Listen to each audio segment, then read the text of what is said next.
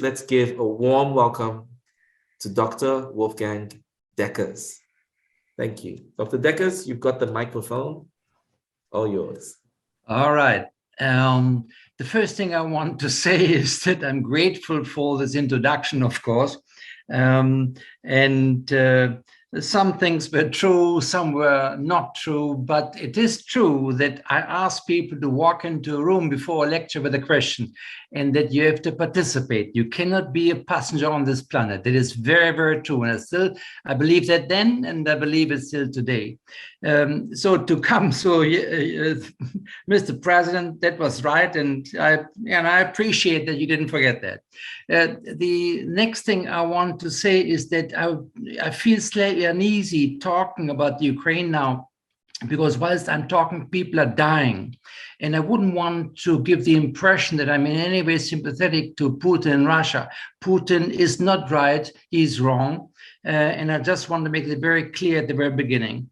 But as the president also said, it is about possible explanations for what's happening in the Ukraine, and I tried to do that now. I tried to offer a number of possible explanations. I don't know the truth.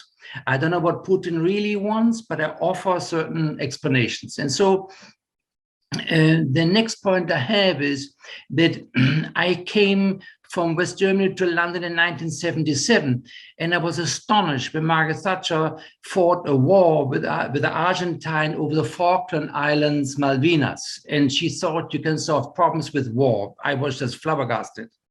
Today, it seems that there's somebody else in Europe who thinks that you can solve problems with war. And if anybody knows Klaus von Clausewitz, a very famous German military thinker, writer, strategist, and he said, war is the continuation of politics. And Putin thinks the same, and I think it is just astonishing that he thinks that, because really what Putin has done up to now is he has done the opposite of what he wanted to do. And he did the opposite in the sense that under President Biden, the US is engaged again seriously, and not like under Trump, which was pathetic, seriously engaged in Europe. Putin has strengthened Ukrainian unity and nationalism. The gas pipeline Nord Stream 2 has been canceled. Germany has increased its military budget dramatically, becoming the largest military spender in Europe. Germany has never exported military materials to war zones. That taboo has been broken now. They're delivering war materials, military materials to the Ukraine. Putin has strengthened Western unity and NATO coherence. Sweden and Finland are thinking of moving closer to NATO. It is quite possible that Europe will embark on clean energy, push, reducing Russian gas and oil imports dramatically. It might mean nuclear installations as well, but there is a shift towards solar panels, for example. Putin has given the idea of a more federal Europe its biggest boost in decades. Putin has caused Russia's standing as a great military power, to be questioned. Nobody believes after more than 3 weeks of war in the Ukraine that Russia is a great military power. And this is what the German Chancellor Olaf Scholz called Zeitenwende. And Zeitenwende is not merely a turning point, but a beginning of a new era. And so the previous points I made indicate there is something dramatically happening at Zeitenwende, Zeit, time, Wende, change, but it's more than just temporarily, it's a basic change. Putin's invasion of the Ukraine has breached international law.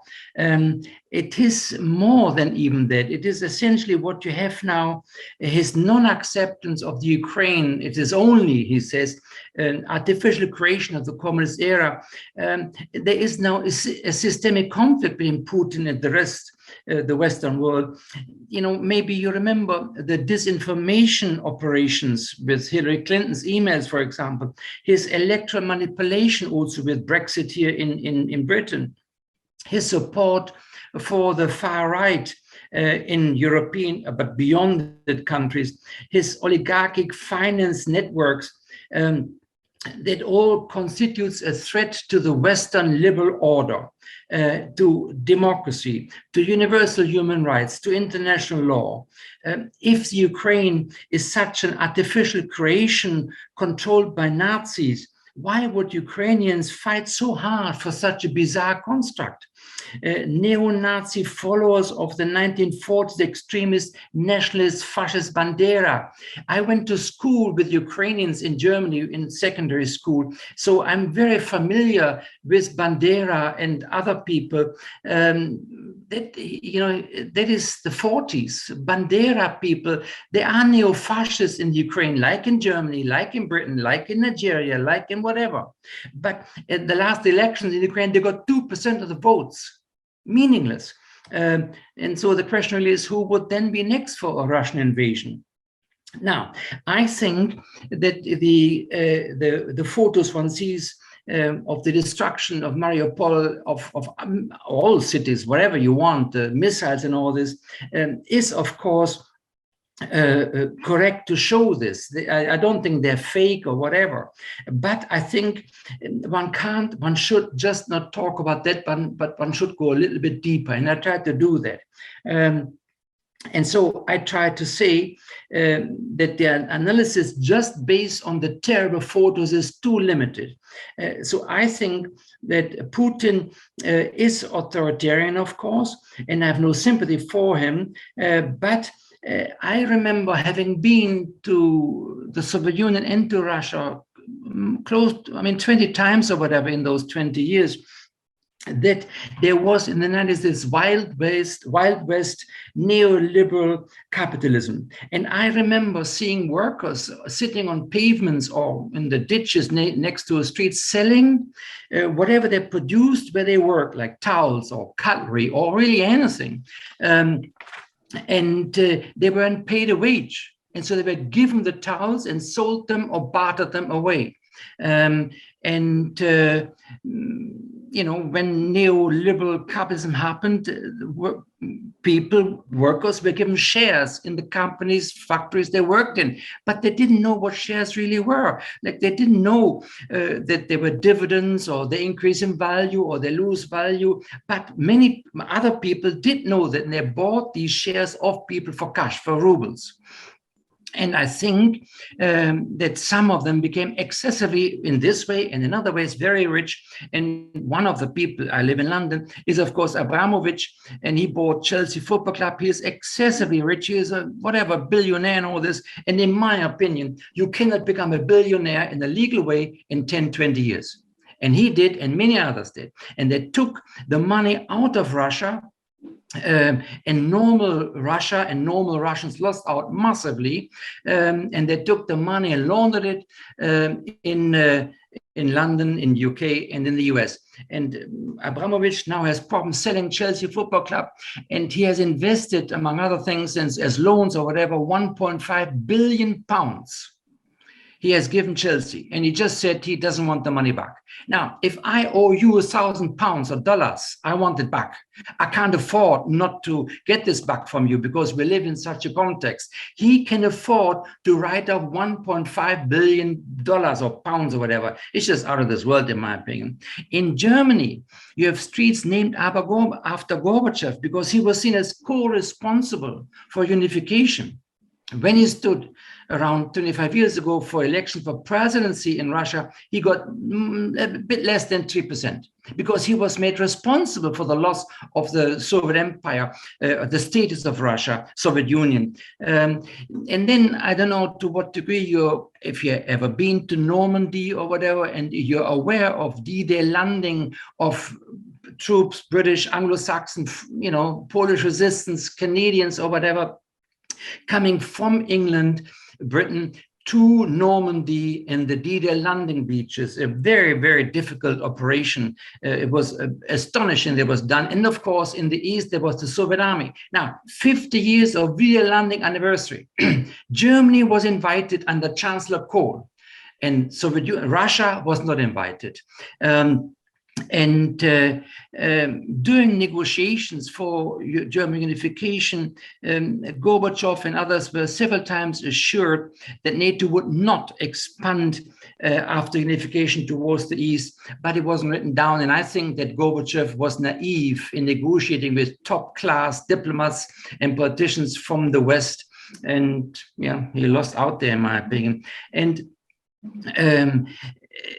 the shock therapy from a Stalinist planned economy to a market economy, you know, the IMF and others thought it was worth it. Well, the British Medical Journal thought that from 92 to 2001, around 2.5 to 3 million people died extra to previous years of 91. And that was the result of shock therapy. It was a dreadful time, in my opinion, in my assessment, and I've seen it physically myself.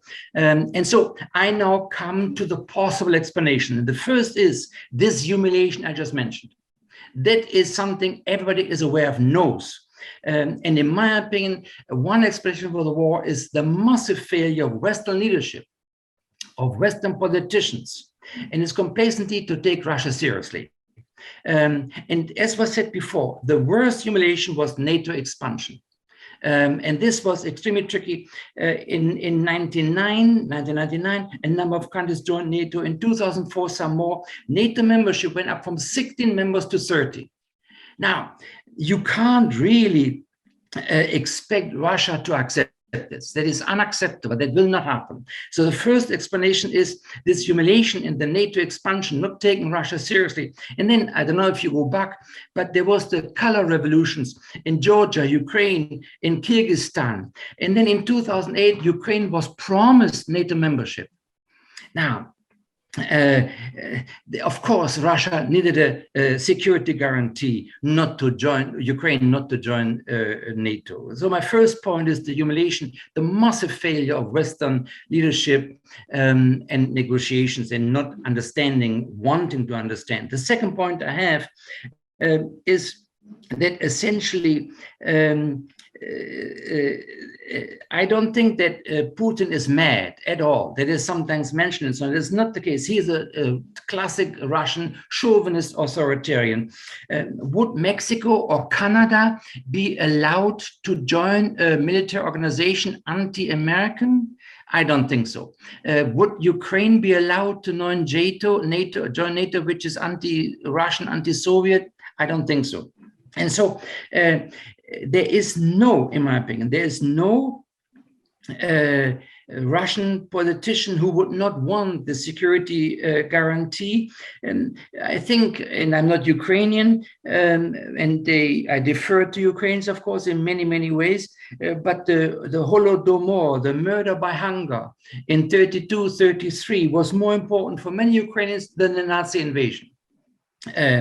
But Putin does not accept that they have different experiences there in Russia, doesn't accept they have different linguistic, religious, cultural practices, which are different from Russia. Putin says, why speak two languages, Russian and Ukrainian, if you can speak one, like Russian? Well, you know, I mean, tell this the Spanish and the Portuguese, two countries very close, but you wouldn't accept that Spain invades Portugal and says, you, Portugal, don't exist really. And so my second explanation for the invasion is that essentially Putin does not accept the separate existence of the Ukraine. My third explanation is that Putin got away with the occupation of Crimea, but NATO countries also invaded Libya, disregarding international law, were involved in fighting in Kosovo in 1999, also against international law. And so my third explanation is the West does not care too much of international law either, and human rights, and they violated them. Since when has the US accepted sovereignty in Chile when Allende was toppled by the military man Pinochet, or in Guatemala, going back to the 50s, the United Fruit Company, or the Mossadegh coup in Iran in the early 50s, Italy after the Second World War, the color revolution, as said before, in the Ukraine, Georgia, Kyrgyzstan, or there were Taiwanese troops in Tibet in 49. Who has condemned Israel for the wars in Gaza or the weapons delivered to Israel today? And now today, the US and UK and so on delivering weapons to the strong supporters of human rights, Saudi Arabia, that was meant to be ironic, for the war in Yemen. And how can you complain about others doing, similar things? And I could give 80 examples of the disregard of sovereignty by the US since 45. And so Putin says Russia is not weak anymore. That time is over. We are not dependent anymore on Western loans. And he invaded Ukraine. And I have been to McDonald's, I don't know, in 1990 or 91 at the very beginning. And there was this Western-led globalization. And Putin says, this is over, finito. The fifth phase of Russian history is over.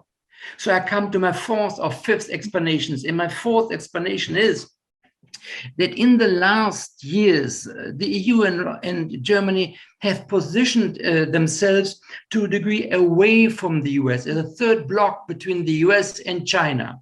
And I would claim that President Biden has maneuvered extremely well, uniting the West and made Germany and the US stay with the US. And the US is now in a much better position to tackle China and continue its attempt to stay hegemonic. And this is my fourth explanation for the war in the Ukraine. This war supports US's leadership in the world. Biden became president, determined to both reassert US global leadership and to continue NATO expansion. He had a particular interest in drawing Ukraine in, which meant convincing Germany and other unenthusiastic NATO members to agree that the Ukraine had cleaned up its corruption sufficiently to become a member of NATO.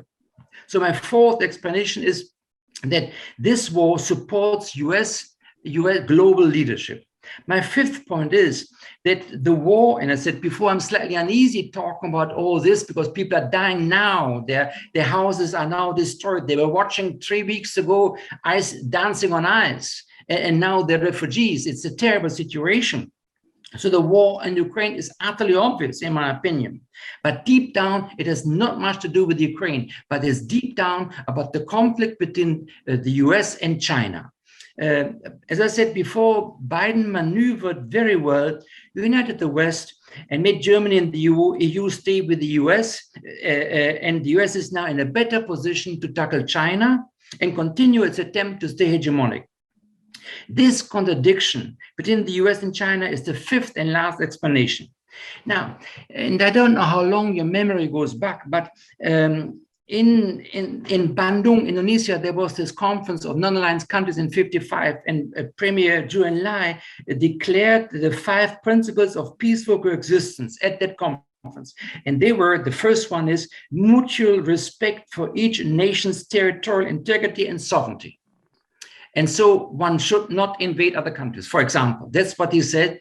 And the Chinese said always when somebody said, well, what do you do in their country there? And what do you do there? They say, well, wait. Don't interfere in domestic affairs. And so the reaction to what Russia is doing is contradictory. Because on the one hand, there's this, since 55, long-standing principle, do not interfere in the sovereignty of other countries. But on the one hand, China has supported Putin and suggesting that the American-led NATO had brought the outcome on itself by refusing to disavow Ukrainian participation. And there was just 2 days ago a conversation between President Xi and President Biden, and President Xi said, quoting a Chinese aphorism, let he who tied the bell on the tiger's neck take it off. And so this was one thing, it was NATO's fault, it's okay to invade. But then also, on the other hand, he said that you must not interfere in other sovereign affairs of another country. So there's a contradiction here. And so, in my opinion, the relationship, if you remember the Winter Olympics, Putin, Xi met and so on, and they said the relationship was without limits, limitless. Now it has changed. It's a problem. Putin's invasion of Ukraine has become a problem in the sense that if China doesn't behave properly, its economic relation with the West, which is extremely important, helps the US if the US, if China doesn't do it right and they impose sanctions on China, well, that will weaken China. And that's not the idea. That we don't want that now, because China has abstained at the United Nations Security Council's vote condemning Russia. But China will not risk its economic relations with the West, because in China, in my opinion, in my interpretation, there is an unwritten agreement between the population and the Chinese Communist Party. And the agreement is, as long as you, Communist Party, deliver economic goods and improve our lives, we will not ask for democracy and human rights. And so the Communist Party leading China is extremely interested in keeping economic relations, trade with the West going. If the West stays united, what would that mean for China imposing control over Taiwan? Bad news for China, I would claim. Putin says he's liberating Russian speakers inside Ukraine. Well, there are lots of ethnic Mongolians, Koreans, Kyrgyz, and others in China. So we can liberate them as well? Is that what they say? Would they agree with it in China? More potentially explosive for Beijing is, what would Tibetans say? And what would the Uyghurs in the north and Xinjiang say? Would they want greater autonomy? Would they want independence? Well, that's okay, isn't it? And Ukraine was okay, wasn't it? Do you agree with that, China? And so for President Xi in China, it's extremely important that these things do not happen, that nobody interfere in China with that stuff they have learned, so to speak, in Ukraine. And so, in my opinion, underlying the war in Ukraine is the contradiction between the US and China, the clash for hegemony in the world. Now, China's development in the future will be, in my opinion, problematic. But the US is still leading financially. The dollar is the global currency. Its military capability is astounding in my opinion, despite losing in Iraq and losing in Afghanistan. And also, I think that the US is a very creative country. And President Biden has maneuvered very well to unite the West. How will China react? And I'm coming to the end. President Xi Jinping will not risk his foreign policy approach of strengthening China. He will not risk global trade flows by supporting Russia economically and militarily. China wants to become at least an equal to the US, if not hegemonic itself and dominant in the world itself. And so the real conflict, US versus China, underlying everything, in my opinion, is still to come. And China is not quite ready for that conflict yet, and they will want to avoid that conflict as far as I see it. In conclusion, what's happening in Ukraine is dreadful, but Western diplomacy should have foreseen this and has failed not taking Russia's security concerns seriously. And there should have been a solution to this, as somebody else said already before. The West invaded countries and disregard international law as well. So how can you preach what you yourself didn't quite do? President Biden has been very successful to reinforce US dominance in the Western world. My last sentence is, the real conflict in Ukraine is the one between the US and China for dominance in the world. And China is not quite ready for it and is biding its time. That's what I wanted to say.